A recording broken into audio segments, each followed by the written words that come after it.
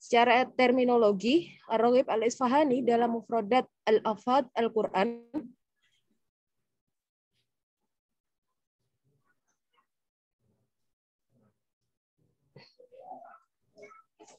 mendefinisikan ilmu sebagai memahami sesuatu secara hakikat atau al-ilm idrak syai' bihaqiqatihi.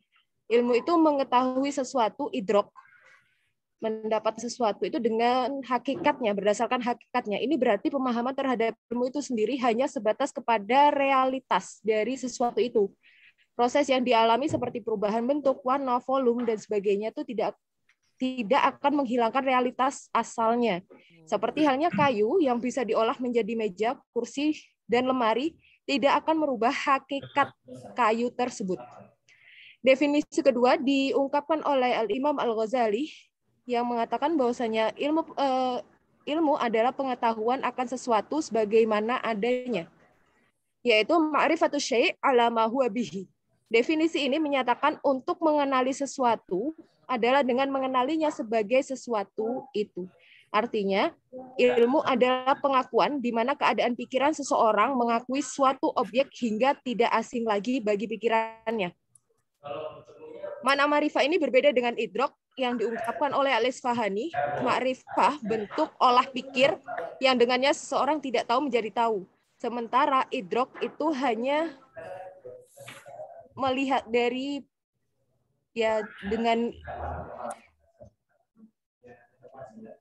dengan realitasnya itu saja. Definisi ketiga diungkapkan oleh pemikir muslim kontemporer Syed Muhammad Naqib Al-Atas yang menggunakan dua definisi. Pertama, ilmu sebagai sesuatu yang berasal dari Allah Subhanahu wa taala, bisa dikatakan bahwa ilmu adalah datangnya atau husul makna, datangnya makna sesuatu atau objek ilmu ke dalam jiwa pencari ilmu itu. Dan yang kedua, sebagai sesuatu yang diterima oleh jiwa yang aktif dan kreatif. Ilmu bisa diartikan sebagai datangnya jiwa atau wusul pada makna sesuatu atau objek ilmu.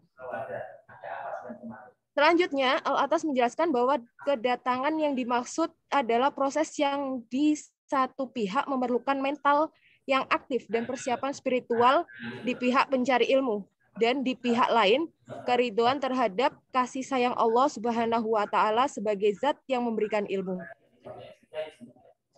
Ibnu Khaldun memilah ilmu atas dua macam, yaitu nakliyah, ilmu yang rasional, dan nakliyah, ilmu yang berdasarkan otoritas atau yang menyebutkan ilmu-ilmu tradisional. Nakal berarti dipindah, disalin dari yang sudah ada, dan akliyah dan ilmu berdasarkan rasional. Ini yang rasional. Termasuk ilmu-ilmu Al-Quran, hadis, dan tafsir, ilmu kalam, tasawuf, takbir, ar-ru'yah, adalah filsafat atau metafisika, matematika, dan fisika, dan macam-macamnya. Ini semua termasuk ilmu. Yang pertama yaitu nakal. Sedangkan yang kedua itu filsafat, matematika, dan fisika, dan lain-lainnya. Itu yang akli ya. Dalam klasifikasinya, Al-Atas bagi ilmu menjadi dua. Dalam konteks ini, ilmu pengetahuan jenis pertama yaitu dikategorikan sebagai ma'rifah, itu hukumnya fardu ain. Sementara yang kedua, sains, hukumnya adalah fardu kifayah.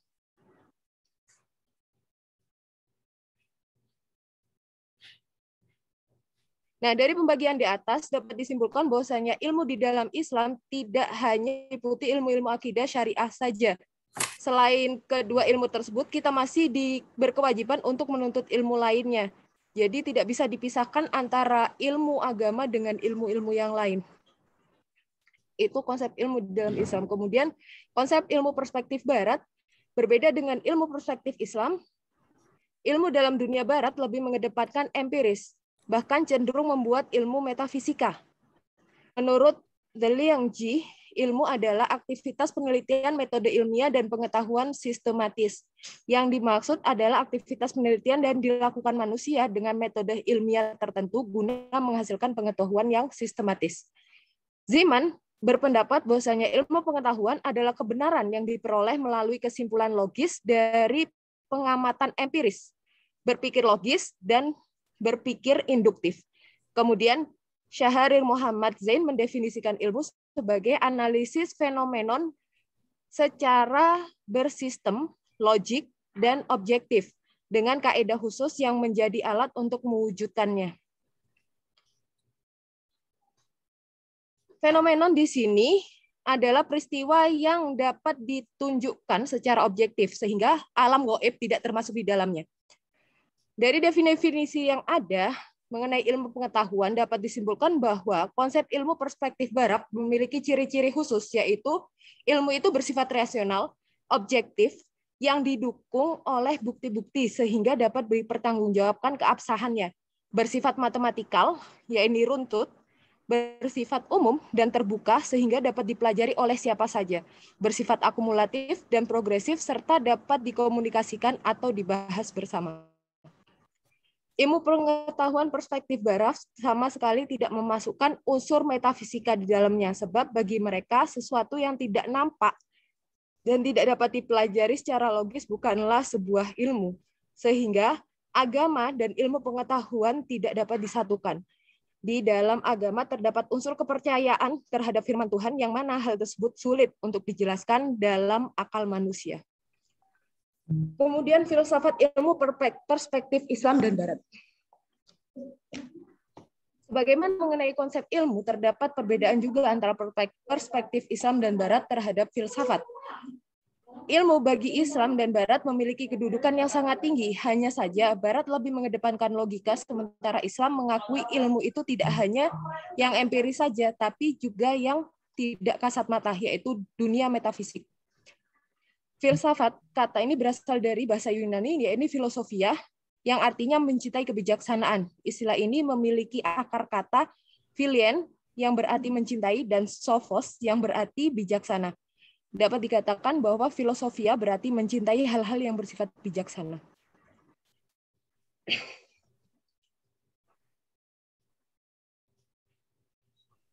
Yang memperkenalkan istilah filosofia pertama adalah Pythagoras. Baginya, filsafat adalah love of wisdom, sebab manusia yang paling tinggi derajatnya adalah pencinta kebijaksanaan. Baginya, kebijaksanaan yang sesungguhnya hanyalah dimiliki semata-mata oleh Tuhan. Kemudian, istilah ini terus berkembang hingga Plato mengubah pengertian kebijaksanaan, Sophia, yang semula berhubungan dengan persoalan-persoalan praktis dalam kehidupan manusia, menjadi pemahaman intelektual. Menurutnya, filsafat ialah pengetahuan yang berminat mencapai kebenaran yang asli. Dalam konsep Plato ini, filsafat merupakan pencarian yang bersifat spekulatif atau perekaan terhadap pandangan terhadap seluruh kebenaran, yang kemudian filsafat ini dikenal dengan filsafat spekulatif. Aristoteles mengungkapkan bahwa filsafat adalah ilmu pengetahuan yang meliputi kebenaran yang terkandung di dalamnya ilmu-ilmu metafisika, logika, retorika, etika, ekonomi, politik, dan estetika. Tidak hanya filsafat atau filosof dari Barat saja yang mendefinisikan filsafat. Filosof Muslim pertama, Al-Kindi, mendefinisikan ilmu pengetahuan tentang bahwasanya filsafat adalah hakikat segala sesuatu dalam batas-batas kemampuan manusia. Karena tujuan para filosof adalah dalam berteori mencari kebenaran, maka dalam prakteknya pun harus sesuai dengan kebenaran yang ada. Sementara itu, Al-Farabi, filsafat adalah ilmu yang menyelidiki tentang hakikat yang sebenarnya dari segala yang ada atau al-maujudat.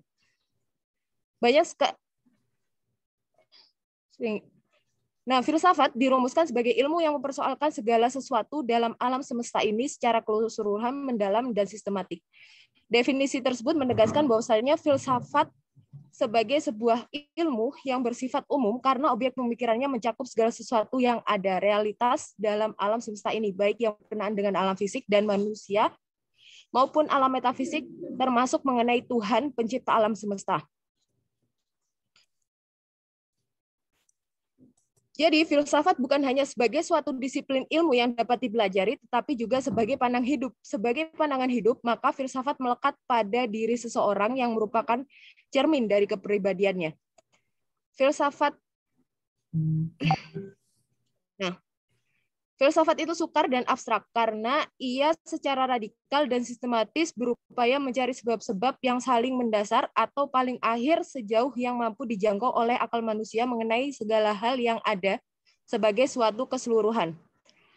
Nah, ciri-ciri berpikir secara filsafat, pertama, berpikir secara radikal, yaitu menggali sampai ke akar-akarnya. Radix yang berarti akar, persoalan yang paling mendalam untuk menemukan hakikat atau makna yang sesungguhnya. Kemudian berpikir secara menyeluruh, komprehensif, secara umum, universal tentang segala sesuatu. Kemudian berpikir konseptual melalui perenungan atau kontemplasi, yaitu menemukan konsep atau teori dan bukan untuk menemukan bukti empiris. 4. Berpikir secara koheren dan konsisten. Kemudian berpikir secara sistematik dan berpikir bebas. Sementara filsafat ilmu pengetahuan merupakan cabang filsafat yang berhubungan dengan ilmu pengetahuan, khususnya mengenai hakikat ilmu pengetahuan itu sendiri, sumber ilmu pengetahuan, metode ilmu pengetahuan, dan kebenaran ilmu pengetahuan. Secara umum, ruang lingkup filsafat terdiri dari 3 bagian. Ontologi, yaitu membahas mengenai hakikat realitas yang didasarkan pada pengalaman manusia, meliputi alam fisik, kosmos, manusia, antropos, dan Tuhan Theos. Makanya dikenal dengan istilah kosmologi, teologi, dan antropologi.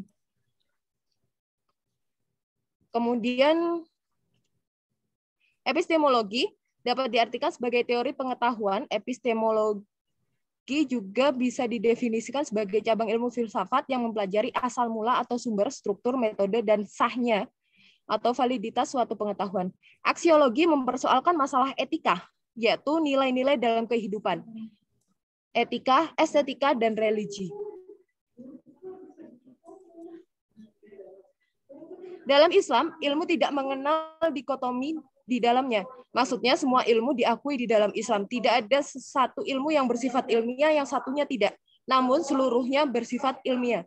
Yang dikenal dalam khazanah pemikiran Islam adalah klasifikasi, diferensiasi, dan diferensiasi. Inilah ilmu secara ontologi dalam Islam yang memiliki 2 alam yang disebut dalam Al-Quran, yaitu metafisik dan alam fisik.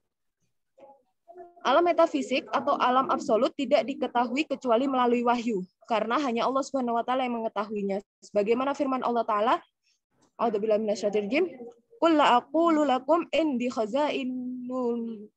khazainullahi wa la a'lamul ghaiba wa la aqulu lakum inni malak. Inni tabi' illa ma yuha ilayya qul huwa yastawil a'ma wal basir afala tatafakkarun. Katakanlah, aku tidak mengatakan kepadamu bahwa perbendaharaan Allah ada padaku. Dan tidak pula aku mengetahui yang gaib, dan tidak pula aku mengetahui kepadamu bahwa aku seorang malaikat. Aku tidak mengetahui kecuali apa yang diwahyukan kepadaku. Katakanlah, apakah sama orang yang buta dan yang melihat? Maka apakah kamu tidak memikirkannya? Dalam tafsir Ibnu Katsir dijelaskan bahwa kunci dari hal yang gaib itu hanya diketahui oleh Allah saja. Tidak ada seorang pun yang mengetahuinya. Bahkan Rasulullah SAW sendiri tidak mengetahui hal-hal gaib kecuali yang telah Allah berikan. Ilmu dalam Islam tidak bisa terlepas dari wahyu. Sebagaimana firman Allah Ta'ala, Allamal insana ma lam ya'lam. Allah lah yang memberitahu, Allah lah yang mengajarkan kepada manusia apa yang tidak diketahuinya. Kemudian, secara epistemologi Islam, kebenaran ilmu atau hal-hal yang mengandung nilai ilmiah tidak hanya hal-hal yang dapat dijustifikasi atau diverifikasikan oleh fakta empiris dan rasional melalui eksperimen atau logika saja, namun kebenaran objek ilmu bersifat gaib hanya dapat diketahui melalui sumber-sumber lainnya. Adapun sumber-sumber ilmu dalam Islam, yakni Al-Quran, As-Sunnah, kemudian Al-Aql, wal-Qalbu, akal dan juga kolbu manusia yang merupakan sumber ilmu sebagaimana dikatakan di dalam Al-Qur'an, wa ma anzalallahu minas sama'i min ma'in fa ahya bihil arda ba'da mautiha wa batha fiha min kulli dabbatin wa tasrifir riyah Wassahabal musakhkhari bainas sama'i wal ardi laayatil liqaumi yaqilun. Adalah ayat bagi atau tanda-tanda bagi orang yang mau berpikir. Kemudian indra adalah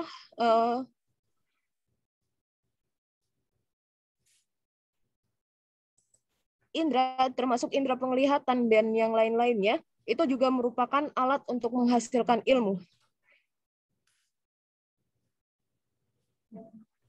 Dapat disimpulkan bahwa filsafat ilmu dalam Islam tidak hanya sebatas epistemologi alam fisik saja, namun juga mengakui status ontologis dari hal-hal metafisik sebagai hal yang mungkin diketahui oleh manusia. Dari sumber-sumber ilmu tersebut di atas mengandung proses memperoleh ilmu yang terkait erat dengan peran jiwa manusia dan diperoleh melalui beberapa sumber, yaitu persepsi indera, akal sehat, dan intuisi serta berita yang benar. Atau khabarus shadiq, yakni wahyu Al-Quran dan juga as-sunnah. Demikian pemaparan saya. Kurang dan lebihnya saya mohon maaf. Mohon koreksinya Ustadz. Jazakumullahu khairan katsiran. Assalamualaikum warahmatullahi wabarakatuh. Waalaikumsalam. Waalaikumsalam warahmatullahi. Baik, saya kira ini 2 makalah dulu. Kita diskusikan mungkin 2-3 orang untuk memberikan komentar, pertanyaan kepada Bu Masfurah dan Bu Nikmah. Dipersilahkan. Yang pertama tadi bicara tentang al-alaqah bainad din wal ulum, ya. Bainal ulum wad din. Kemudian yang kedua adalah ma'rifatul ilmi, ya, atau nizam al-ma'rifi indal Islam wal gharbi, ya, antara pandangan Islam dan Barat, ya. Ini apa baru masuk, Ustaz? Ini udah di lapangan. Oh ya, nanti sesi yang berikutnya Indra. Oh, okay. Okay, jadi ini sesi pertama 2 makalah untuk kita diskusikan.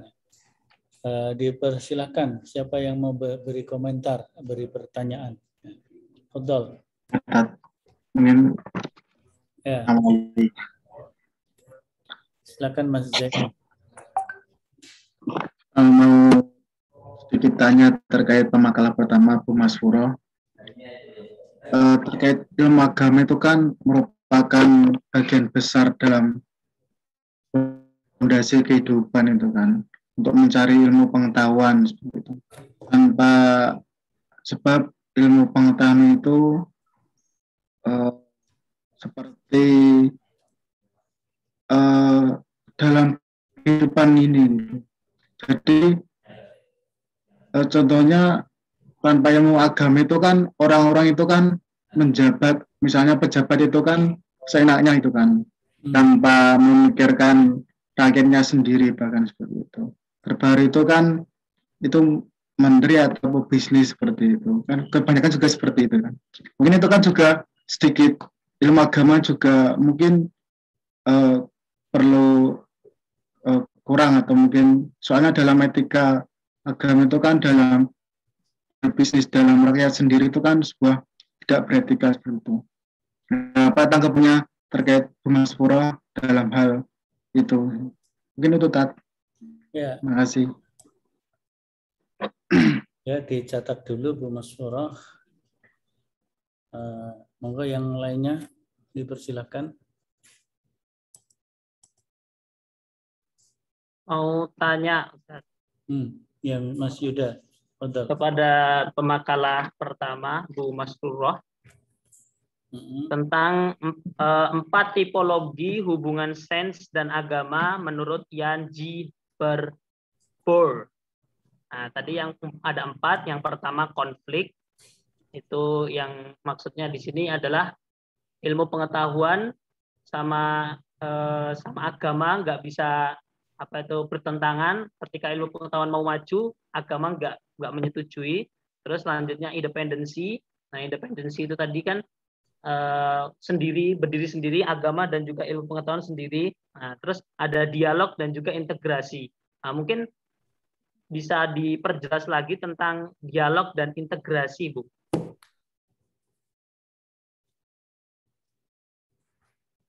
Syukran, itu aja. Ya mungkin 2 ini dulu nanti.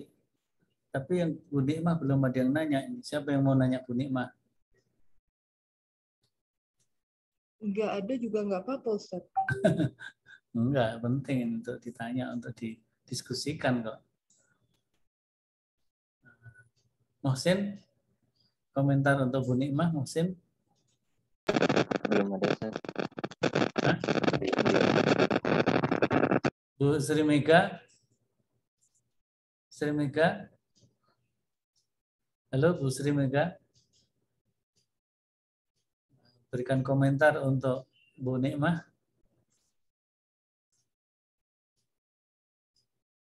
Mana Bu Sri Mega ini?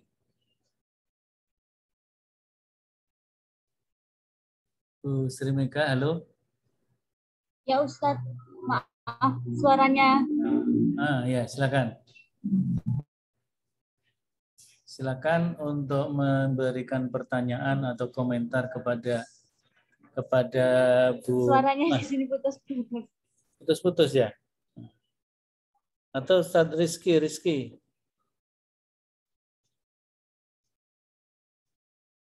Biar ada ini apa? Umpan balik untuk Bu Nikmah. Nanti kan bisa kita diskusikan ya. Siapa yang mau berikan komentar untuk Bu Nikmah? Pak Ustaz. Mas Suro. Jalan. Ya. Apa tadi itu putus? Apa ada pertanyaan lagi buat saya tadi? Apa? Kalau gitu, aja. Bu Mas Suro dulu menanggapi 2 pertanyaan dari siapa tadi, Pak Zaini sama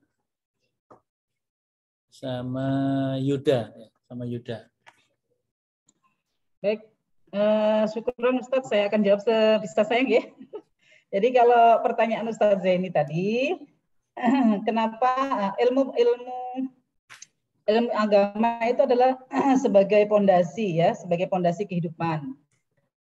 Kemudian bagaimana dengan para pejabat yang saat ini sebenarnya mereka punya ilmu agama, tetapi mereka tidak mengaktualisasikan diri dalam mengemban amanah, begitu ya Mas Zaini maksudnya ya, gitu ya.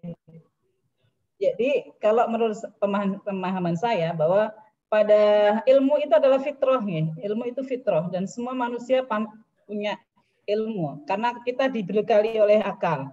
Nah sekarang yang bisa mengalahkan akal itu apa? Karena kalau menurut itu saya ya pemahaman saya bahwa beliau yang tadi kasus yang tadi seperti menteri-menteri atau apa, jadi itu sebenarnya adalah terbawa oleh hawa nafsu. Jadi mereka tidak bisa mengendalikan hawa nafsu.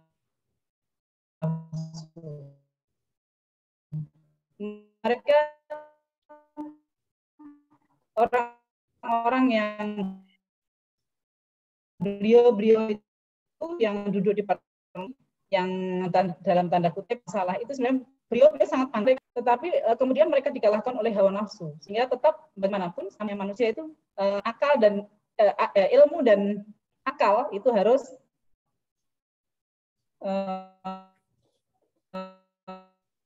sejalan. Ilmu dan agama ya.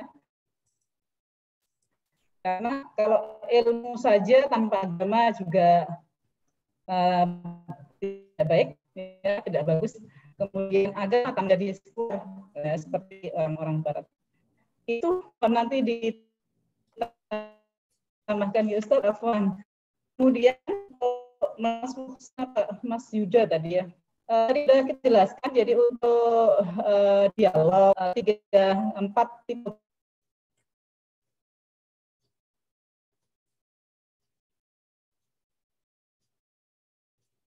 Ada gangguan sinyal ini kelihatannya. Sinyalnya terganggu, Bu Mas Suro terlempar ya.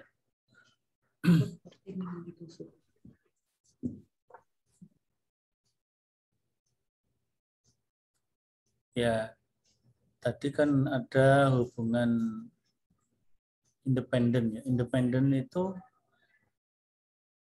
dulu pernah saya dapat dari seorang Romo ya, Romo Bono Wiratmo dari apa namanya sekolah tinggi apa di Yogyakarta itu ya, Universitas Sanata Dharma ya. Beliau mengatakan bahwa independensi antara ilmu dan agama ya, antara agama dan ilmu itu jangan saling ributin ya. Sudahlah, misalnya di ilmu pengetahuan ada teori Darwin, teori evolusi Darwin, ya sudah. Teori evolusi Darwin benar menurut Darwin sendiri, menurut teorinya evolusi sendiri. Jangan dihubungkan dengan agama. Agama punya pandangan sendiri bahwa apa namanya manusia tercipta dari Adam ya, bukan dari kera. Ya itu sudah sendiri-sendiri. Itu apa namanya hubungan yang sifatnya independen. Independen itu jadi tidak saling menyapa lah ya. Agama bener-bener dewe, ilmu pengetahuan bener-bener dewe gitu ya. Nah, dalam Islam tidak begitu. Dalam Islam justru terintegrasi. Nah, kalau yang dialog seperti apa? Mungkin Bu Maspuro ini sudah masuk. Monggo dilanjut, Bu. Tadi terlempar ya sinyalnya. Apa sinyalnya kok mendem? Aduh, nggak pernah. Berikut Ustaz, apa yang bisa saya jawab tadi Ustaz Afwan? Yang ya integrasi. Tadi kan pertanyaan dari Mas Zaini atau Mas Yuda ya. Tentang apa? Tentang Mas Yuda. Tentang dialog dan integrasi. Dan integrasi ya. Monggo. Jadi pemikiran ini kan pemikiran Barat nih. Jadi kalau menurut pemikiran Barat itu agama dan ilmu pengetahuan itu apa ya, merupakan pemikiran yang teologis gitu. Model ini mencegah peleburan. Jadi tidak ada apa ya, tidak ada konflik gitu. Biar tidak ada konflik dan tidak ada pemisahan antara agama dan ilmu, maka diadakan dialog antara pemikir-pemikir ya. Pemikir-pemikir gitu. Terus yang integrasi ya seperti yang tadi sudah Ustadz sampaikan tadi, jadi integrasi itu kan saling terkait ya, saling berhubungan. Jadi antara agama dan antara ilmu pengetahuan adalah merupakan satu kesatuan. Jadi tidak dapat dipisahkan. Seperti itu pemahaman saya, Ustaz Afwan. Monggo dibantu. Saya nggak paham. Ngaten, Ustaz? Kalau dialog gimana kira-kira? Jadi kalau dialog itu ya asik. Jadi kalau dialog itu begini, apa namanya? Misalnya sekarang sudah ada di dunia gereja itu ya. Di gereja itu ada namanya psikologi pastoral ya, psikologi pastoral.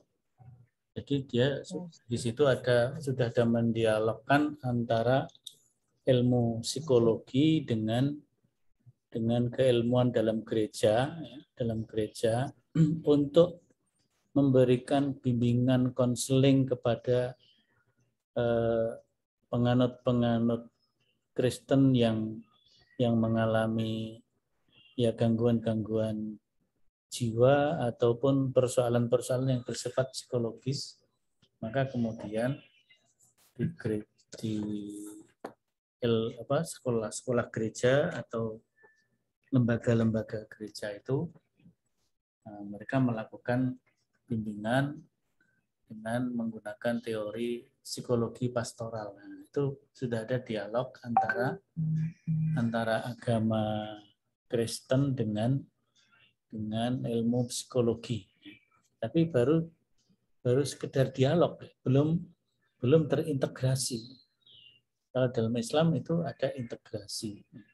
Maka kemudian karena ilmu pengetahuan lama dikuasai oleh Barat yang sekuler, yang anti agama atau jauh dari agama, Melakukan integrasi antara ilmu dan agama itu ya salah satunya dengan melakukan islamisasi. Islamisasi dan juga pengilmuan Islam. Ala Pak Kunto Wijoyo istilahnya pengilmuan Islam. Tapi menurut modelnya Ismail Al-Faruqi dan Nagib Al-Atas itu islamisasi ilmu. Nah, jadi disitulah maka terjadi integrasi antara agama dan ilmu pengetahuan, dan itulah Islam. Sebenarnya kalau umat Islam itu bisa berjaya, bisa menjadi pengendali dunia dari dulu sampai sekarang ya, sehingga orang-orang Barat itu mengkaji Islam itu juga integrated ya, tidak hanya menggali ilmunya saja, tapi akidahnya nggak dibawa. Itu masalahnya kan orang-orang Barat dulu kan begitu ya. Dia mengkaji ilmu-ilmu orang Islam, hanya ilmunya saja. Tetapi akidahnya nggak dibawa, ibadahnya apalagi, akhlaknya lebih-lebih lagi nggak dibawa. Akhirnya benar-benar ilmunya sekuler. Ilmunya sekuler. Nah, maka untuk melakukan integrasi kembali, reintegrasi ini ya agak berat ini beban umat Islam gitu kan. Karena ya lama ilmu dikuasai itu. Sehingga kadang-kadang kita itu juga masih terbawa kepada pola pikir dikotomis antara ilmu dan agama. Ada ilmu umum, ada ilmu agama. Ada fakultas umum, fakultas agama. Nah, itu kan sebenarnya masalah spesialisasi harusnya, tapi ternyata masih menguasai pola pikir yang memisahkan antara ilmu umum dan ilmu agama. Harusnya kan tidak begitu. Enggak apa-apa ada fakultas ekonomi, ada fakultas syariah, ada fakultas hukum sendiri, ada fakultas sospol sendiri, ada fakultas yang teknik. Itu enggak apa-apa. Tapi jangan sampai membawa kepada pola pikir yang dikotomis. Sekarang ini masih terbawa pada pola pikir dikotomis. Hanya alhamdulillah seperti di berbagai perguruan tinggi Islam sudah mulai mencoba mengurai supaya tidak dikotomis. Tapi orang yang belajar di fakultas teknik itu memang dia ingin spesialis dalam persoalan keilmuan teknik, tetapi tetap membawa prinsip-prinsip Islam. Yang ekonomi juga begitu, ingin spesialis ekonomi, tetapi membawa nilai-nilai etika Islam. Maka ekonomi Islam seperti itu ya, ada muamalah, fikih muamalah dan sebagainya. Hukum juga begitu, politik juga begitu. Sekarang sudah mulai reintegrasi itu sudah mulai lebih lancar lah kira-kira. Jadi itu ya istilah kita reislamisasi dan reintegrasi, karena asalnya ilmu itu ya integrated dengan agama. Ya, saya kira itu. Mungkin masih ada yang masih mau ditambahkan Bu Mas Puro dari pertanyaan tadi. Ampun Ustaz. Atau Mas ini sama Mas Yuda masih ada feedbacknya? Berarti integrasi itu upgrade dari dialog ya? Iya, kalau dialog itu belum, baru proses menuju ke integrasi. Jadi sudah mulailah ada dialog antar. Nah, dia masih berdiri sendiri-sendiri tapi sudah ada dialog. Kalau integrasi itu sudah betul-betul menyatu, dan itulah aslinya Islam membawa integrasi antara ilmu dan agama. Sehingga ketika Nabi hijrah ke Madinah itu, ya beliau sebagai seorang rasul, pemimpin agama, tapi juga beliau seorang pemimpin negara Madinah. Jadi satu kesatuan. betapa indahnya kalau itu presiden juga bisa menjadi pemimpin agama ya, menjadi imam yang baik, baca Qur'annya bagus, hafid Qur'an ya. Kemudian memberikan fatwa, tausiah kepada rakyatnya. Nah, itu kan fungsi Rasul kan seperti itu, dan pengganti Rasul yaitu Khulafaur Rasyidun kan melakukan tugas yang integrated antara tugas kenegaraan dan tugas keagamaan kan begitu. Jadi antara agama dan negara satu kesatuan. Negara itu katakanlah sebagai wakil dari ilmu pengetahuan, agama ya dari agama gitu. Tapi sekarang kan enggak. Malah presidennya mengatakan harus kita pisahkan urusan agama dan negara, kan begitu kan? Jangan dicampur aduk urusan agama dan negara, kan yang sekarang yang terjadi kan seperti itu. Kalau seperti itu ya sekuler kan, agama dan negara harus dipisah, tidak boleh dicampur, nggak boleh agama ngurusi negara, negara ngurusi agama, nggak boleh. Nah, harusnya kan agama menjiwai, menafasi, mewarnai, menjadi nilai-nilai yang mendasari negara. Sebaliknya, negara juga melindungi, menjaga, menghidupkan agama dalam kehidupan berbangsa, bernegara, dan bermasyarakat kan begitu. Nah, sebagaimana peran yang dilakukan oleh Rasul Sallallahu Alaihi Wasallam, begitu juga para Khulafaur Rasyidun ya, bahkan sampai pada khalifah-khalifah di ya katakanlah khilafah Turki yang berakhir pada tahun 1924 itu kan sebenarnya kan sebagai bentuk terakhir ya, integrasi antara negara dan agama. Nah, yang muncul kemudian sekuler. Tapi alhamdulillah seperti Turki sudah mencoba mulai, ya. Yang lain-lain juga begitu. Mungkin itu ya untuk tapi yang Bu Nikmah belum ada yang nanya ini. Sekarang saya beri kesempatan. Ini saya Ustadz. Silakan Ustadz Mukhlis untuk ya. Bu Nikmah. Saya masih belum begitu paham tentang pengertian filsafat itu, Ustadz. Agak sulit untuk memahaminya. Mungkin bisa dijelaskan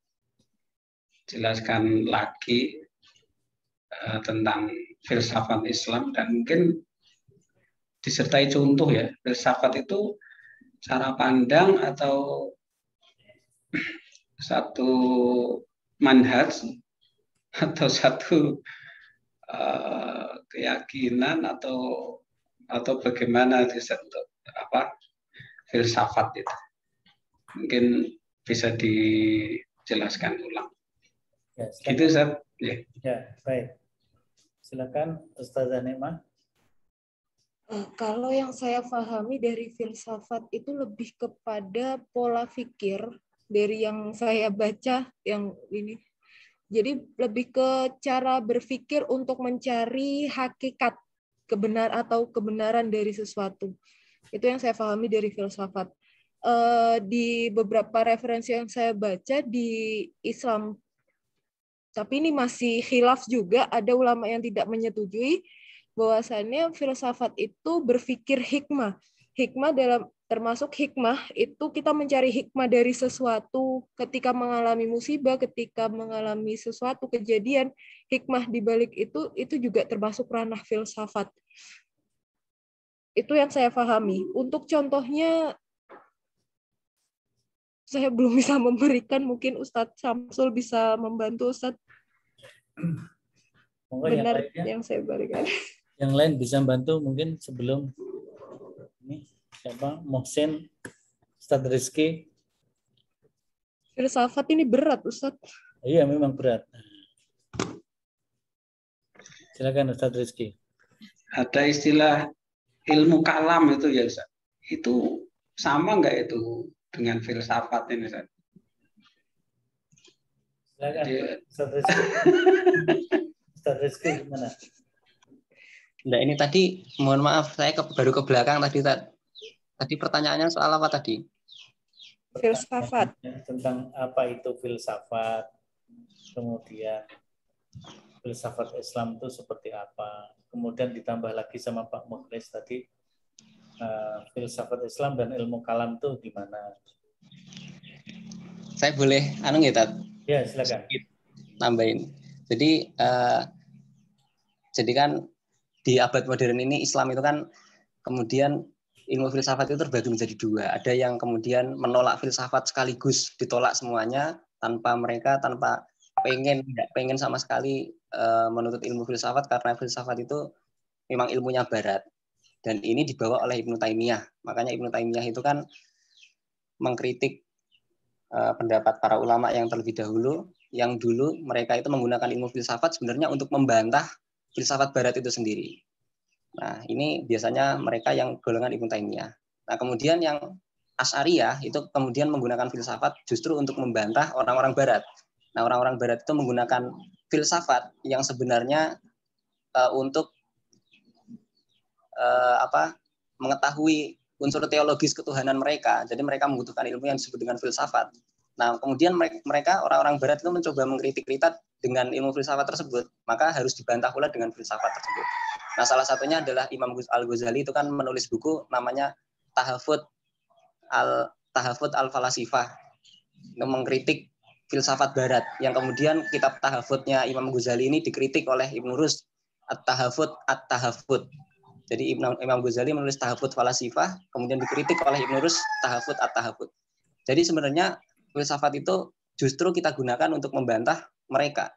Nah, ini tentang apa? Berkaitan tentang apa? Ini berkaitan tentang ketuhanan sebenarnya, tentang teologis, ilmu teologis dan ketuhanan. Yang ilmu ketuhanan yang sebenarnya tidak relevan untuk diulik-ulik lagi. Tapi kalau kita tidak masuk ke situ, justru malah akan orang-orang barat malah menyerang kita. Misalkan tentang filsafat yang biasanya kita debatkan itu ainallah, di mana Allah. Nah, nanti kalau misalkan Allah bisa tidak menciptakan Tuhan yang lain selain Allah gitu misalkan, dan lain sebagainya, dan itu harus dibuka dengan filsafat pula. Demikian Ustaz, mungkin sedikit nambahin. Jadi begini, saya belajar dulu dari Ustadz Ahmad Azhar Bashir MA rahimahullah ta'ala. Beliau lulusan dari Darul Ulum Kairo, kemudian menjadi dosen filsafat UGM, ketua Majelis Tarjih PP Muhammadiyah, dan waktu itu tahun 80-an ya kira-kira, jadi satu-satunya wakil dari Indonesia di Komisi Fikih Internasional yang berpusat di Turki. Jadi beliau memandang makna filsafat itu, yang pertama aliran berpikir, yang kedua metode berpikir.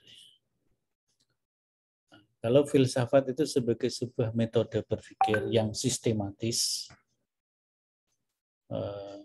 berpikir dengan kritis sampai seakar-akarnya dengan metodologi tertentu, maka itu filsafat seperti itu sah-sah saja. Nah, maka kemudian kalau filsafat Islam berarti metode berpikir yang kritis berdasarkan prinsip-prinsip Islam. Itu kalau beliau memahami seperti itu. Nah, tapi yang kedua ada yang memaknai, mendefinisikan filsafat itu sebagai aliran berpikir. Nah, maka kalau itu filsafat Yunani, filsafat Barat, berarti aliran berpikir kritis ala Barat, aliran berpikir kritis ala Yunani. Nah, itu tergantung hukumnya bagaimana, ya tergantung. Dalam hal-hal yang bertentangan dengan prinsip-prinsip Islam, tentu kita tolak. Tapi walaupun itu berasal dari Yunani, berasal dari Barat, tapi kalau cara berpikirnya dan mungkin hasil berpikirnya, tadi istilahnya Bu Nikmah ada khusul wal wusul ya. Tadi kan ada khusul. Kalau khusul itu kira-kira berpikir yang berasal dari kreativitas manusia. Jadi itu apa namanya, al-ulum al-muktasabah ya, ilmu yang diusahakan, yang dicari, bukan al-ulum apa istilahnya, an-naqliyah tadi ya, ilmu yang diberikan. Ya, saya lupa itu istilahnya, al-ulum al-muktasabah sama satunya ulum apa ya? Apa Bu Nikmah bahasa Arabnya ilmu yang diberi oleh Allah itu? Ya, jadi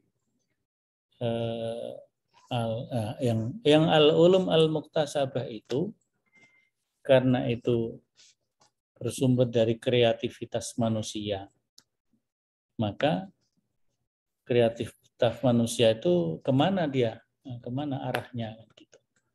Maka yang tadi dari barat kita harus selektif. Kita harus selektif, kalau hal-hal yang bertentangan ya kita tolak. Tapi jangan ditolak semuanya. Jangan ditolak semuanya, karena ilmu itu juga datangnya dari Allah. Walaupun dari barat, dari Yunani, semuanya juga dari Allah. Cuman ketika sudah dalam kekuasaan manusia, maka itulah ada an-nazroh, ya, an-nazroh al-islamiyah, ada Islamic worldview itu kan. Kalau yang membawa itu tidak dengan Islamic worldview, tetapi dengan apa Western worldview, worldview Barat, ya, yang dibawa worldview Barat, dan Barat itu adalah secular worldview, ya tentu itu kita tolak. Tapi kalau walaupun dari Barat tapi sejalan dengan cara pikir Islam, ya tetap bisa kita terima dalam hal tertentu. Karena sumber ilmu dari Allah ya. Jadi prinsipnya seperti itu. Jadi filsafat. Nah, ilmu kalam itu kan sebenarnya muncul karena ada orang-orang dari luar Islam menyerang keyakinan Islam. Nah, menyerang keyakinan Islam, menyerang akidah Islam. Mungkin dari golongan filsafat Yunani, ada dari golongan Kristen, golongan Yahudi, menyerang keyakinan, menyerang akidah Islam. Nah, maka kemudian kaum muslimin, para pemikir yang kemudian disebut mutakallimun, orang-orang ahli ilmu kalam itu mutakallimun, itu ingin membantah, ingin mematahkan argumen-argumen orang yang menyerang akidah Islam itu. Karena yang menyerang itu ala Barat, ala Yunani, ala Kristen. Maka dalam merespon dan menjawab dan membantah mereka, kadang-kadang menggunakan metode yang mereka pakai, metode Barat dan sebagainya, metode Yunani juga. Karena itu mungkin ingin mematahkan mereka. Tapi orang-orang Islam sendiri tidak memahami itu, seolah-olah para mutakallimin itu memiliki keyakinan seperti yang dia ucapkan ketika membantah pendapat-pendapat dari mungkin kaum gereja atau orientalis atau yang lain-lainnya. Nah, itulah kemudian orang-orang itu karena melihat kok seperti itu pola pikirnya, jadilah mereka mengatakan filsafat atau ilmu kalam itu haram. Ilmu kalam itu haram karena tidak sesuai dengan Quran Sunnah. Memang kalau orang-orang Kristen Barat, orang-orang sekuler, orang-orang liberal itu kalau dibantah dengan dalil-dalil Quran, mereka nggak nyambung, gitu ya, nggak nyambung. Maka pemikiran akal ya dibantah dengan pemikiran akal, itu jadi jadali seperti itu. Itu Tapi kalau kemudian mereka sudah masuk, ketika terjadi perdebatan sudah masuk, barulah dibawa kepada ilmu kalam yang asli. Kalam itu kan kalamullah. Ilmu tentang kalam Allah. Ilmu kalam. Maka mereka dibawa ke, kalau sudah itu maka dibawa ke dakwah. Itu kan sebenarnya menjalankan apa namanya? Ud'u ila sabili rabbika bil hikmah wal mau'izah al hasanah. Kalau orang mendebat dengan ilmu ya dakwahnya bil hikmah. Kalau orang butuh bimbingan, nggak punya ilmu, ya bil mau'izah hasanah. Tapi orang yang menyerang keyakinan-keyakinan tertentu dengan argumen-argumen mereka, ya harus wajadilhum billati hiya ahsan. Dibantah dengan cara membantah dengan argumen-argumen yang memungkinkan bisa diterima oleh mereka. Itu pun belum tentu diterima juga, kan begitu. Itu sebenarnya problematika ilmu kalam itu seperti itu. Ketika mereka menyerang tentang konsep keyakinan takdir, maka muncullah bantahan-bantahan tentang takdir. Tapi kan memang juga di samping serangan-serangan itu juga muncul pemikiran-pemikiran di internal umat Islam ya. Ada yang berpikir tentang takdir itu ya semuanya sudah ditakdirkan Tuhan. Kita nggak perlu macam-macam lah, nggak perlu berusaha ikhtiar, tapi semuanya sudah takdir. Maka ada aliran namanya Jabariyah. Tapi ada yang berpendapat semuanya itu bisa ditentukan oleh manusia. Dalilnya innallaha la yughayyiru ma biqaumin hatta yughayyiru ma bi anfusihim. Jadi semuanya ditentukan oleh usaha manusia. Jadi enggak boleh menyerah kepada takdir Tuhan. Maka muncul aliran Qadariyah. Manusia itu mampu menentukan segalanya. Itu muncul juga problem internal umat Islam seperti itu. Nah, maka kemudian muncullah ilmu kalam untuk menyelesaikan problem-problem itu sebenarnya, tapi juga tidak mudah untuk menyelesaikan, muncul problem-problem yang itu yang saya terima dari Kiai Ahmad Azhar Bashir MA dulu seperti itu. Di beliau berpandangan bahwa filsafat itu lebih kepada metode berpikir. Nah, kalau itu filsafat Islam adalah metode berpikir yang berlandaskan kepada prinsip-prinsip Islam.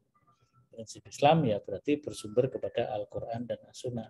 Munculnya ada fiqih, ada juga ilmu kalam, dan sebagainya. Itu sebenarnya sumbernya dari sebuah metode berpikir filsafat. Jadi filsafat itu netral ya, bisa mengarah kepada petunjuk, bisa mengarah kepada kesesatan, intinya begitu. Kalau dibawa ke Islam dengan bersumber Quran Sunnah ya, insya Allah membawa kepada petunjuk, kan begitu. Jadi filsafat itu jangan kemudian dikotakkan ini aliran berpikir tertentu lah. Kalau memang dikotakkan begitu ya berarti filsafat adalah dari Yunani, filsafat adalah yang dikembangkan oleh Barat ya. Berarti kita harus selektif kalau sudah seperti itu. Tapi kalau filsafat sebagai metode berpikir ya tergantung yang akan mengembangkan. Pemikir Muslim, lahirlah filsafat Islam, filsafat metode berpikir yang bersumber dari nilai-nilai ajaran Islam. Saya kira begitu. Maka ada pembahasan tema kita adalah filsafat ilmu, perspektif Barat dan Islam. Nah, filsafat ilmu biasanya bertumpu kepada 3 hal, yaitu ontologi, epistemologi, aksiologi. Besok itu kita akan bicara agak banyak pada pertemuan yang akan datang. Kalau Bu Nikmah ini bicara secara globalnya dulu. filsafat ilmu, filsafat sebagai metode berpikir. Tapi tadi sudah bagus, ada wusul, ada khusul.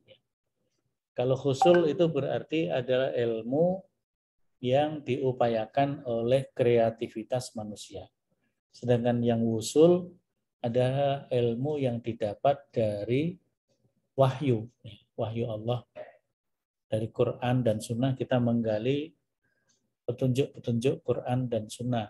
Tapi kalau yang khusul adalah kreativitas dari akal kita dalam mempelajari fenomena kealaman. Sebenarnya itu ada di dalam surat Iqra ya, Al-Alaq ya. Alamal insana malam ya'lam.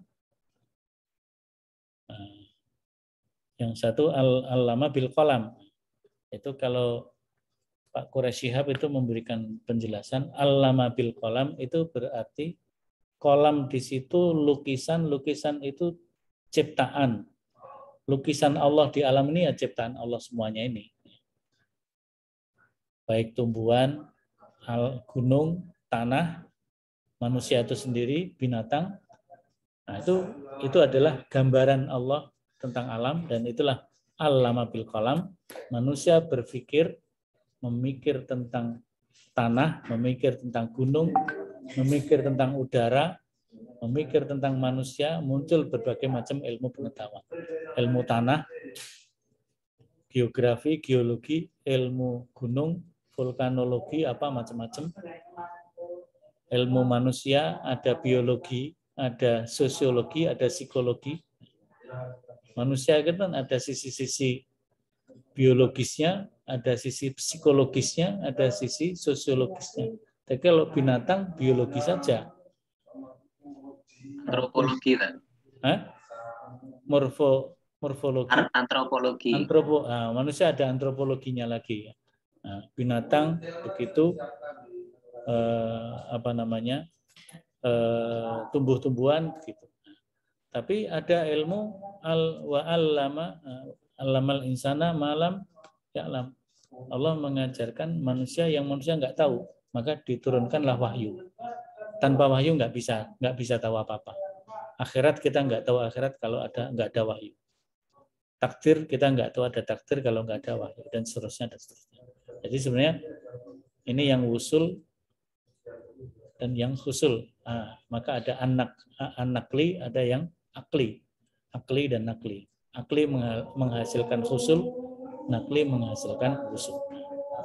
Nah, ini ternyata udah azan asar, kita skors dulu. Skors nanti setelah salat asar dilanjut Ade Indra.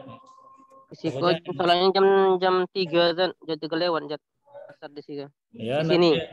Asarnya menyesuaikan, Ade Indra harus menyesuaikan. Sana kan sedikit nggak apa-apa. Gitu. Ini gawat nih sinyal di sini dan. Ya, karena ini gawat sinyal di bawah. Nah, nanti kita masuk jam berapa? Jam 3 sih. Jam 3 ya? Oke, jam 3.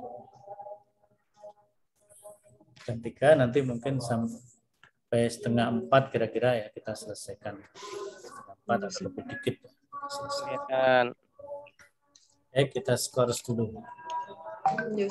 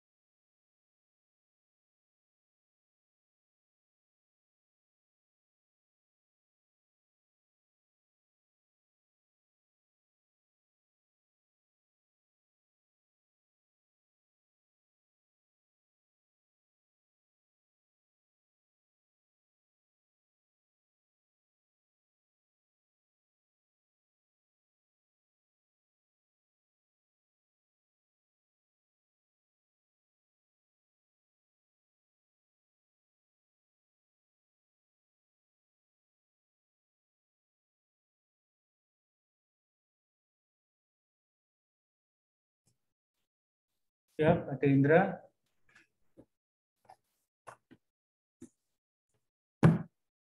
Oke, Ustaz. Lelah panas, Ustaz. Panas, Ustaz. Ya langsung Ustaznya. Kita mulai ya. Biar nanti ada Indra nggak terlalu sore. Silakan. Langsung saja.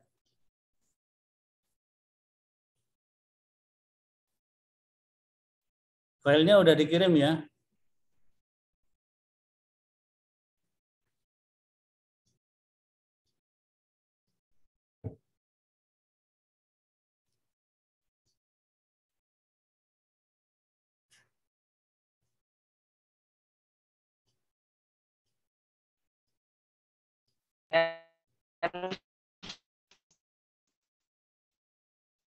Ada Indra, ya.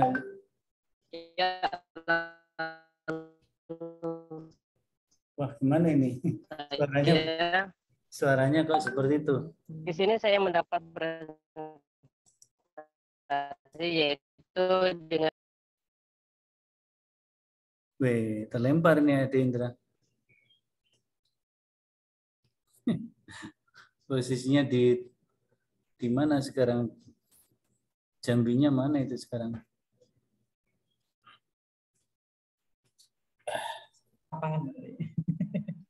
Ada Indra hilang. Mana ini? Kemarin anak tawarin pindah ke Pondok Anak belum mau, Ustaz. Ke Weru, tapi belum mau. Ya kalau bisa pindah ke Jawa lah sementara kuliah itu. Luar Jawa susah itu sinyalnya. Baru masuk lagi, San. Nih, ntar, San. Saya keluar dulu, San. Keluar mana? Ntar, San. Iya. Tempatnya di mana itu? Ntar, San. Ini lari dulu. Nah, besok keluar gerbang, San. Besok pindah ke Jawa, saya pindah ke Jawa dulu. Ya, San, sudah, San. Ya, silakan.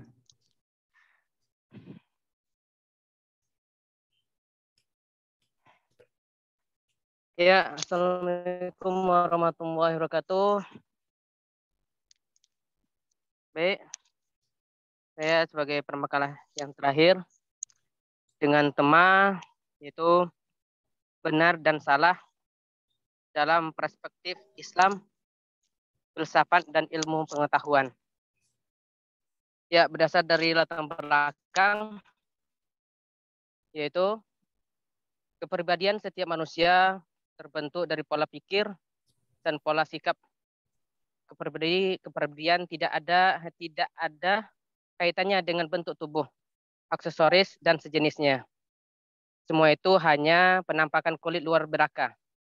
Manusia memiliki keistimewaan disebabkan akalnya dan perilaku seseorang adalah yang menunjukkan tinggi rendahnya akal seseorang. Karena perilaku seseorang di dalam kehidupan tergantung pada persepsinya. Maka dengan sendirinya tingkah lakunya terkait erat dengan mahimnya dan tidak bisa dipisahkan. Tingkah laku adalah aktivitas yang dilakukan manusia dalam rangka memenuhi naluri atau kebutuhan jasmaninya. Tingkah laku berjalan secara pasti sesuai dengan kecenderungan yang ada pada diri manusia untuk mencapai kebutuhan tersebut. Pada waktu yang sama, Islam telah memberikan solusi atas perbuatan-perbuatan manusia yang timbul dari kebutuhan jasmani dan nalurinya dengan hukum-hukum syara yang terpancar dari akidah dengan solusi yang benar.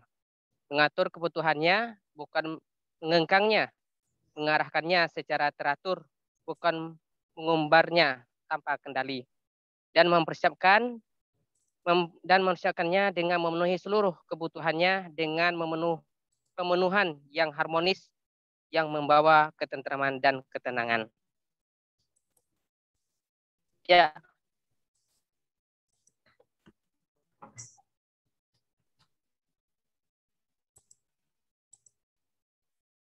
Kemudian definisi benar dan salah. Benar menurut manusia adalah pernyataan yang sama dengan kenyataan. Dengan kata lain, sesuatu yang dibuat manusia itu dapat dikatakan benar jika pernyataan tersebut sama dengan kenyataan. Contohnya, jika ada orang yang mengatakan bahwa gunung itu ada, pernyataan itu dikatakan benar apabila kenyataan gunung itu benar-benar ada. Pernyataan itu dapat dikatakan salah apabila gunung itu ternyata tidak ada. Contoh yang lain adalah itu dikatakan salah apabila dalam kenyataan setelah didekatin dan dilihat dalam penglihatan jarak yang dekat, ternyata warna gunung adalah coklat.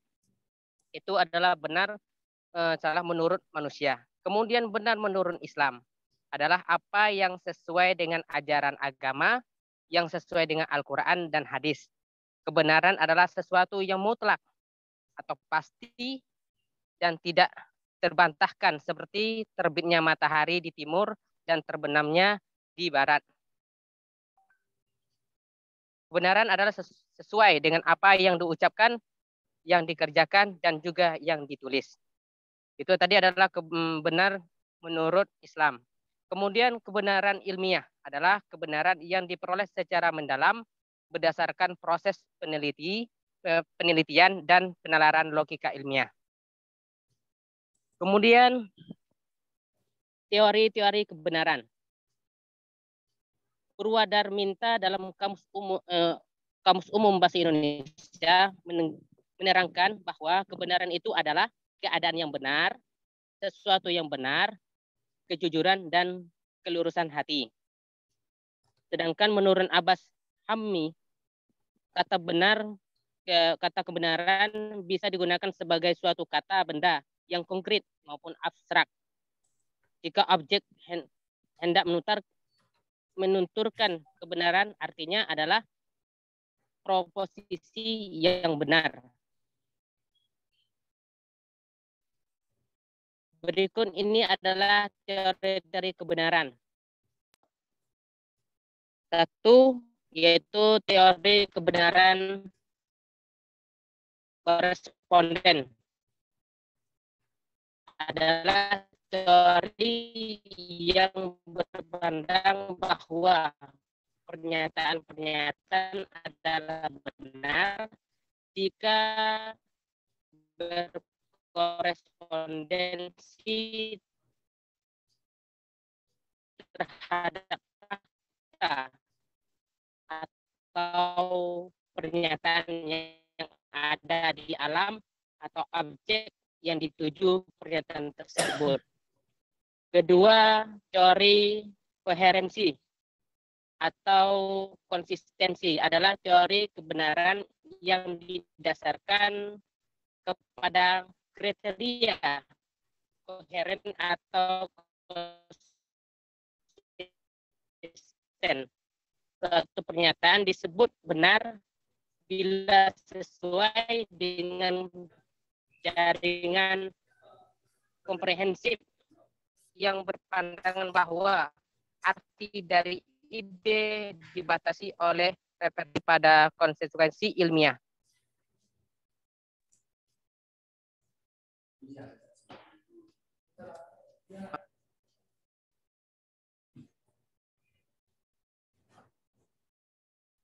Mati Ustaz, sulit sinyal itu Mas Adindra. Enggak, itu tadi yang ya memang Set, sudah masuk lagi, Set. Ya, masuk. Ya, Set, masuk, Set. Ya, selanjutnya tadi ada teori-teori kebenaran. Kemudian teori kebenaran yang keempat yaitu teori permartif, yaitu menjelaskan suatu pernyataan dianggap benar jika ia menciptakan realitas. Jadi pernyataan yang benar bukanlah pernyataan yang mengungkapkan realitas, tetapi justru dengan pernyataan itu tercipta realitas yang sebagaimana yang diungkapkan dalam pernyataan itu. Kemudian agama sebagai teori kebenaran. Pada hakikatnya manusia hidup di dunia ini adalah sebagai makhluk yang suka mencari kebenaran. Salah satu cara untuk menentukan suatu kebenaran adalah agama. Agama dengan karakteristiknya sendiri memberikan jawaban atas segala persoalan asasi yang dipertanyakan manusia, baik tentang alam manusia mampuan tentang kebenaran menurut teori. Itu tadi teori kebenaran. Kemudian teori-teori kebenaran menurut filsafat. Yaitu ada 4. Yang pertama teori koresponden, ya, menerangkan bahwa kebenaran atau sesuatu keadaan benar itu terbukti. Benar bila ada kesesuaian antara arti yang dimaksud suatu pernyataan atau pendapat dengan objek yang dituju. Yang kedua yaitu teori konsisten, yaitu merupakan suatu usaha pengujian atau tes atas arti kebenaran. Hasil tes dan eksperimen dianggap benar jika kesan-kesan yang berturut-turut dari satu penyelidik bersifat konsisten dengan hasil tes eksperimen yang dilakukan penyelidik. Kemudian selanjutnya teori pragmatis, tadi juga ada teori di kebenaran, di filsafat juga ada. Jika di filsafat itu menguji kebenaran dalam praktek yang dikenal afra pendidik sebagai metode project atau metode problem solving dalam pengajaran. Mereka akan benar-benar hanya jika mereka berguna, mampu memecahkan problem yang ada. Artinya sesuatu itu benar jika mengembalikan pribadi manusia di dalam keseimbangan dalam keadaan tanpa persoalan dan kesulitan. Kemudian yang terakhir, teori kebenaran menurut filsafat, yaitu kebenaran religius.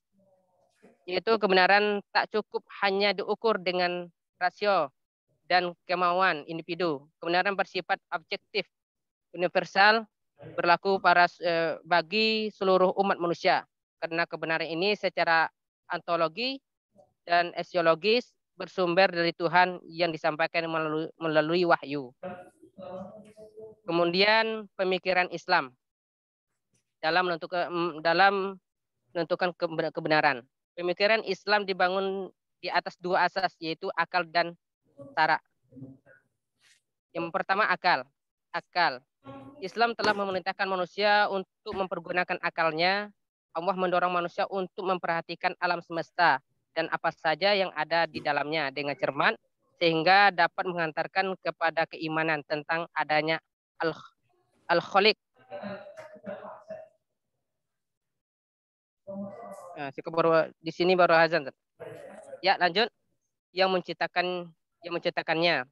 Allah berfirman yang artinya di dalam surah Az-Zariyat ayat 21, dan pada dirimu sendiri, maka apakah kamu tidak memperhatikan?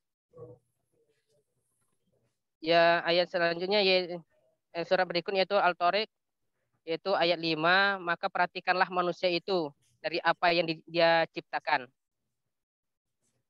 Selanjutnya yaitu surah Al-A'raf ayat 185, yang artinya apakah mereka tidak memperhatikan pada kerajaan langit dan bumi dan segala sesuatu yang telah diciptakan. Dengan pengamatan seperti ini, manusia bisa membuktikan adanya Al-Khaliq yang maha kuasa. Dengan akalnya, manusia bisa menjangkau keberadaan Sang Khaliq yang Maha Esa yang telah menciptakan makhluk. Dengan akalnya pula manusia bisa membuktikan bahwa Al-Quran adalah kalamullah dan Muhammad adalah rasulnya. Kemudian dari syara, sumber pemikiran Islam dengan seluruh bagiannya adalah hukum syara yang bersumber dari wahyu, yaitu Al-Quran dan As-Sunnah. Dan apa yang ditunjukkan oleh Al-Quran dan As-Sunnah, yakni ijma, sahabat, dan qiyas. Syara merupakan asas pemikiran Islam. Sampai kapanpun pemikiran Islam tidak akan keluar dari syara. Kemudian unsur-unsur berpikir. Unsur-unsur berpikir itu ada 4. Yang pertama harus ada fakta yang terindra. Manusia dapat dikatakan telah mampu berpikir untuk memperoleh pengetahuan apabila ia pernah mengindra fakta atau objek yang akan dipikirkan. Jika objek itu tidak pernah diindra, maka manusia itu tidak dapat dikatakan berpikir dan ia tidak akan memperoleh pengetahuan akan kebenaran. Yang kedua yaitu harus ada indera. Yang ketiga harus ada otak. Kemudian yang terakhir itu harus ada maklumat sebelumnya.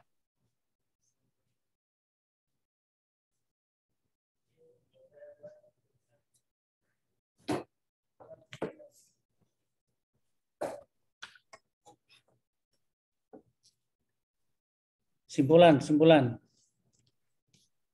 Ya, kesimpulannya manusia mempunyai kemampuan betapapun untuk mengenal kebenaran hakiki, mungkin kebenaran relatif telah ia dapatkan lewat panca indera atau akal, merasa tahu, merasa benar, berubah pendapat, mempertahankan pendapat, berketetapan hati, menangkapi adalah di antara sekian kata yang mengandung implikasi di dalam didapatkan kebenaran. Yang pertama, kebenaran yang berkaitan dengan kualitas pengetahuan. Kebenaran ini bersifat subjek, relatif, dan absolut. Dan kebenaran yang bersifat dogmatif atau absolut. Yang kedua itu kebenaran yang dikaitkan dengan sifat karakteristik dari berbagai cara atau dengan cara mengindra atau rasio, intuisi, dan dengan keyakinan. Kebenaran ini harus dibuktikan sesuai dengan syarat-syarat yang telah ditentukan tadi, yaitu apabila seseorang membangunnya melalui indera, maka ia membuktikan kebenaran itu harus melalui indera pula, tidak bisa dengan yang lain. Yang terakhir yaitu kebenaran yang dikaitkan atas ketergantungan. Artinya nilai kebenaran itu amat tergantung pada subjek dan objek yang memiliki pengetahuan tersebut. Maka filsafat ilmu sebagai refleksi, filsafat yang tidak pernah berhenti mencari dan menemukan kebenaran ilmu, sangat penting dijadikan sebagai landasan untuk memperoleh kebenaran dalam ilmu. Ya, sekian yang dapat saya sampaikan. Mungkin ada yang perlu kita diskusikan bersama. Ya, saya kira langsung saja, mungkin 2 penanya saja yang secara live ya.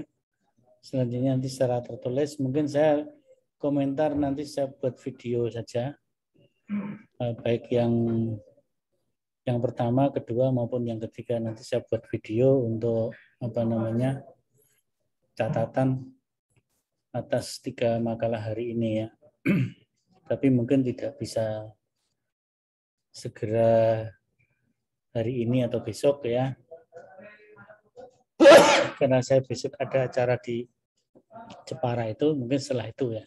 Tapi kalau di sela-sela acara saya bisa merekam video, nanti bisa langsung saya kirim untuk catatan-catatan dari apakah Bu Mas Furo, Mbak Nikmah, dan Adik Indra. Sekarang saya persilahkan 2 orang saja untuk menanggapi apa yang disampaikan oleh Adik Indra. Saya kira kan makalahnya udah di-share itu di grup ya.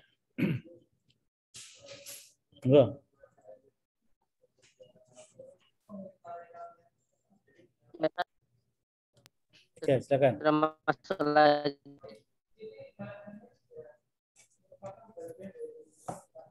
Ini mungkin waktu diskusinya ya paling 10-15 menit saja, karena Adik Indra nanti habis ini kan sholat asar beliau. Sekarang kan belum asar di Jambi. Monggo, siapa yang mau? Benar, salah dalam perspektif agama, ilmu pengetahuan, dan filsafat.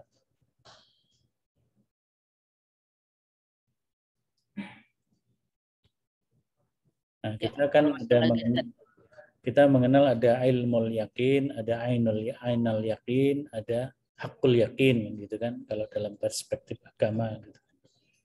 Jadi dalam perspektif filsafat ada kebenaran korespondensi, koherensi, pragmatis, dan kebenaran religius. Berarti filsafat mengakui religius, mengakui agama. Yang ilmu mungkin hampir sama sih dengan monggo. Ada komen? Kok kelihatannya sudah tidak terlalu kondusif ya, karena suasananya Adik Indra tadi kadang-kadang sinyalnya terganggu, agak terputus. Kalau misalnya memang seperti itu, silakan diskusinya secara tertulis ya. Jadi tertulisnya itu tolong dihidupkan diskusinya. Nanti saya berikan komentar, saya buat video, saya upload di psikologi nanti ya. Videonya saya buat YouTube biar tidak mengganggu memori teman-teman sekalian. Mungkin seperti itu ya. Ya, Tad. Ya. Ini kan Ustadz Najib belum bicara, maka nanti bicaranya lewat tertulis ya. Tertulis semuanya. Muhsin juga belum, silakan sampaikan nanti secara tertulis ya. Sehingga nanti saya juga ikut menanggapi, tapi pemakalah dulu menanggapi. Saya kira begitu untuk pertemuan live by Zoom kita cukupkan saja. Nah, kelihatannya gangguan sinyal kurang kondusif untuk diskusi live pakai Zoom ini. Diskusinya tertulis saja, nanti catatan akhir dari saya buat dalam bentuk video. Sedikit masukan ke Adik Indra sedikit. Oh, boleh. Tadi kan diuraikan panjang lebar tentang menurut ABC, kebenaran menurut ABC. Nanti mungkin bisa ditambahi Ustadz Indra soal kebenaran relativisme kebenaran. Benar salah itu relatif apa absolut. Nah, itu mungkin bisa ditambahkan di makalah. Soalnya itu kan berkenaan dengan serangan barat terhadap kebenaran Al-Qur'an gitu. Ya. Ya, itu saya kira bagus. Ada Indra? Connect, Pak. Ya, nanti apa yang disampaikan oleh Ustadz Rizky ditulis saja biar nanti ditanggapi oleh Ade Indra ya. Insyaallah. Kelihatannya itu kita bicara jelas di sini tapi diterima di sana kurang enak karena sinyalnya gangguan. Ya. Saya kira gitu ya, kita tutup ya. Ya, Tad. Tolong presensinya diisi. Kita akhiri dengan kafaratul majlis. Subhanakallahumma bihamdik asyhadu an la ilaha illa anta astaghfiruka wa atubu ilaik. Walhamdulillahirabbil alamin. Kurang lebihnya mohon maaf. Kita lanjutkan secara tertulis. Saya masih memantau, nanti komentar akhir saya buat video insyaallah. Assalamualaikum warahmatullahi wabarakatuh. Waalaikumsalam warahmatullahi wabarakatuh. Jazakumullahu khairan Ustaz.